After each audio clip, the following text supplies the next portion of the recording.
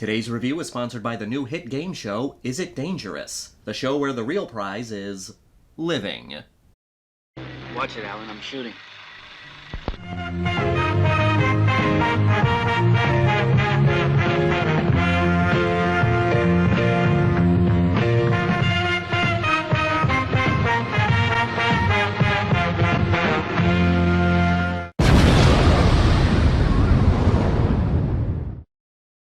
Nightbeast. Before the Predator was killing all of Arnold's buddies in the middle of the jungle, the Nightbeast was vaporizing people in a small northeastern town. We horror fans know that small towns are the most dangerous places in horror. More than cities, out in the middle of the woods, or even outer space. If you're in a small town, and you're in a horror movie, there's a good chance that your life's going to come to a premature end. During a meteor shower, an alien spacecraft crash lands on the outskirts of said small town. From the wreckage emerges the Nightbeast, and he is pissed. Jesus Christ! Right away, he starts killing everybody that crosses his path. With a ray gun in hand, he starts vaporizing the townspeople. He blows so many people away. Don't worry, there's gore here too. It's low-budget gore, but still a good amount of bloodshed.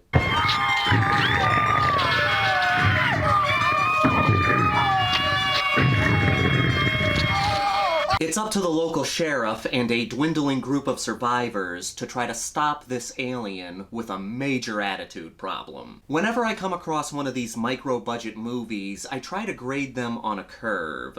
Nightbeast had a mere budget of $14,000, unlike the movie I reviewed recently, Basket Case, which had a budget of $16,000 to start with, but eventually raised the budget up to $35,000. I tend to judge micro-budget movies different than big-budget movies, because of course they're not going to be the same caliber as big-budget movies. They don't have the money to have the same resources as those movies.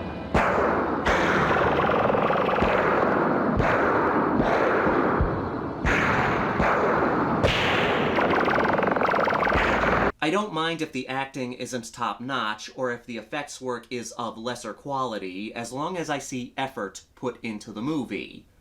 Unfortunately, Nightbeast kinda let me down. The movie starts out strong. As soon as the Nightbeast shows up, he instantly starts gunning people down. Bright lights, explosions, death after death after death.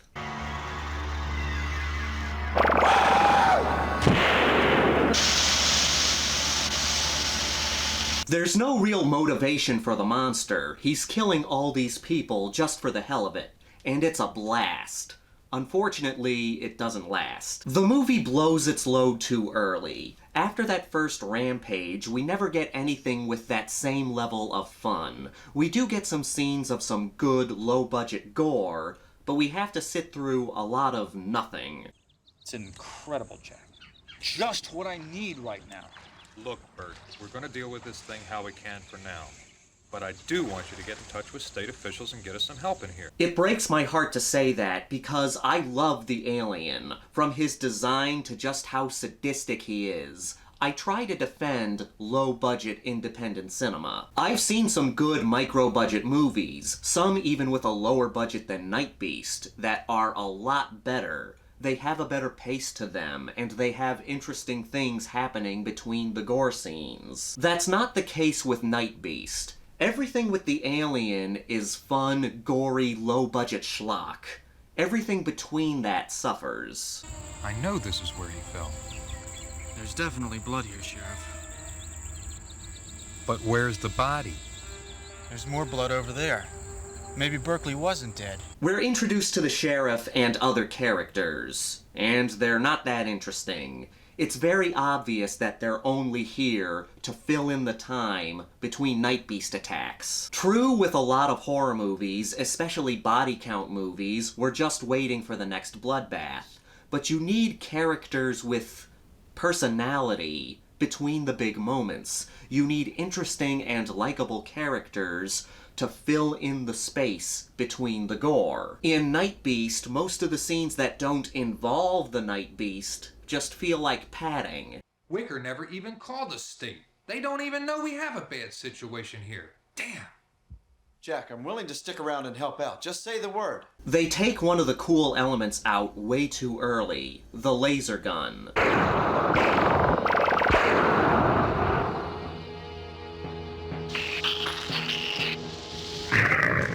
I get why they did it, it makes the monster too powerful, but it's another example of the movie blowing its load too early. That's like if in the first Nightmare on Elm Street movie, you introduced Freddy Krueger with his glove, but then took it away before the second act. After that first attack, the movie never reaches its full potential of how fun it could be. It builds things up, but then doesn't do anything with them. For example, the town has a mayor that's similar to the mayor in Jaws. He ignores the danger and continues to hold a big event. In Nightbeast, he holds a pool party to try to impress the governor. At least I think it's the governor. It's some kind of politician. Governor, would you care for a drink? Mary Jane makes a mean Manhattan. The governor prefers vodka and water. Mild, please. Mary Jane, would you get the governor a vodka and water? Mild. This opens up the opportunity for a good bloody scene. But all that happens is the sheriff shows up and puts an end to the party. Ladies and gentlemen, may I please have your attention? I'm sorry to interrupt this lovely party, but I'm afraid we're going to have to ask everyone to leave. That's it? You have all these people in one location and you don't have the monster do anything? I know they had a very small budget, but this movie has shown that it has some good low-budget gore effects. You could have done something. This could have been such a fun scene. Think about it. An alien from outer space comes to a pool party and starts ripping apart a bunch of people running around in bathing suits. Fuck, you'd have people skipping church for that shit. So that's why the streets were deserted. You lied to me, you son of a bitch. You knew about this all along. We also get a trope that we see in a lot of monster movies that can be hit or miss. A human villain. You do see this in quite a few monster movies. A person is there to just be an additional antagonist for the heroes. Here we've got a middle-aged biker who's an asshole. Hey, I'm scared to death. A big tough sheriff might just try to take me off my bike. Huh? What about it, Cinder? You gonna take me off my bike? Stay out of my way, Draco. The movie tries to make him intimidating, but I don't buy it. What sucks is he doesn't even get a satisfying death. When you have a character in a movie that's this much of a dick, he needs to go out in a bloody way. He needs to either get it worse or just as bad as other victims. That doesn't happen here. But here's something interesting. Some of the soundtrack for Nightbeast was done by young J.J. Abrams, the guy behind the new Star Wars movies. Now you won't be able to watch this without thinking of this. I really need to address the padding. The worst offense is towards the end of the movie. The survivors have found a way to beat the Nightbeast, so they're setting a trap for the creature. So one guy works on the trap while everyone else keeps a lookout for the Nightbeast. And we're treated to a bunch of people wandering around doing nothing while we're waiting for this schmuck to finish the trap.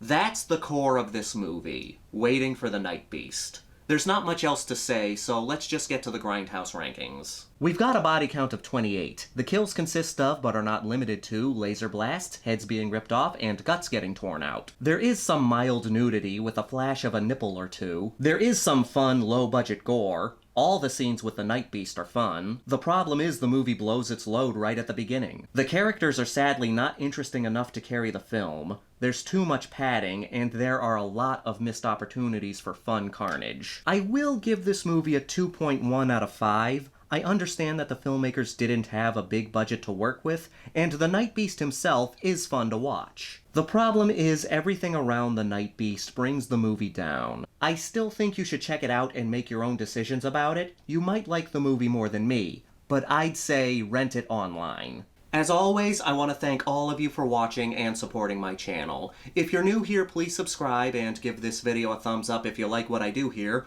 or give it a thumbs down if you don't like what I do here. Leave a comment down below. Let me know your favorite movie where a small town gets invaded by an alien. This is the Maniac, here to remind you that the Grindhouse will never die.